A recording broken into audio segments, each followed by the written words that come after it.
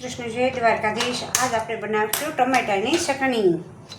જો આવી રીતના ગેસ પર ટમેટું શેકવા માટે મૂકી દેવું।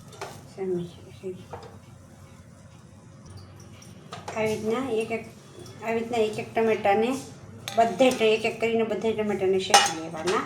આવી ચટણી તમે એકવાર ખાઈ લેશો ને તો વારાઘડીએ તમને ખાવાનું મન થશે એવી।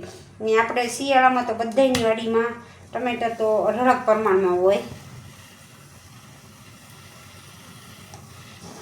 ના બધા ટમેટાને શેકી લેવાના ગેસ ઉપર। આવી રીતના બધા ટમેટા શેકી લીધા છે। હવે આપણે આની બધીની સાયલું કાઢી નાખશું। કેમ આપણે રીંગણાની સાયલું કાઢી આવી રીતના સાયલું બધાની કાઢી નાખશું આપણે।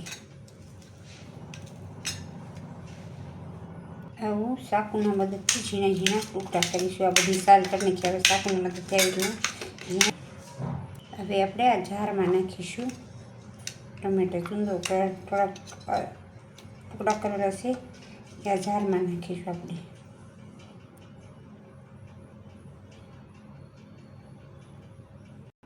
એમાં નાખીશું એક લીલું મરચું। તીખું મરચું નાખવાનું, આમાં લાલ મરચું નહીં નાખવાનું। લાલ મરચું નાખશો ને તો આનો સ્વાદ નહીં આવે, એટલે તીખા મરચાંનો ઉપયોગ કરવાનો। મીઠું નાખીશું, આપણા સ્વાદ પ્રમાણે મીઠું નાખવાનું। હવે આપણે નાખીશું કોથમરી। કોથમરી વગરનો સ્વાદ ખોટો છે, આમાં કોથમરી તો જરૂરી છે નાખવા માટે। હવે આને પેક કરીને આપણે ચટણી બનાવીશું। કેમ કે આ એક મશીન આપણે ઘેર લઈ લઈએ તો ઝીણા મોટું બહુ એટલે બહુ આપણે ડુંગળી કાપવી કાઢવી ટમેટા કાપવા હોય તો આપણે ફાયદો રહે। હા, હવે આને એવી રીતના કરીને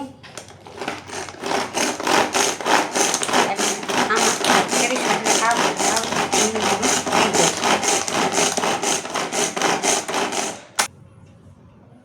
હવે આપણે જોઈશું આપણી ચટણી કેવી બારીક ઝીણી થઈ ગઈ છે। તમે જોઈ શકો છો આપણી ચટણી ઓછા મહેનતમાં અને જલ્દી જ બની જાય છે। હવે આપણે એક વાસણમાં નીકાળી દઈશું આ ચટણીને। પેલા જાર કાઢી નાખી। આ એકવાર તમે ખાશો ને તો તમને વારાઘડીએ બનાવવાનું મન થશે। કોઈ પણ શાક ન હોય ને તો રોટલા હારે એકવાર ખાઈ ચટણી બનીને થઈ ગઈ છે તૈયાર। હાલો ખાવા। મારો વિડીયો ગમે તો લાઈક કરજો, શેર કરજો, સબસ્ક્રાઈબ કરજો। આવા નવા વિડીયા તમને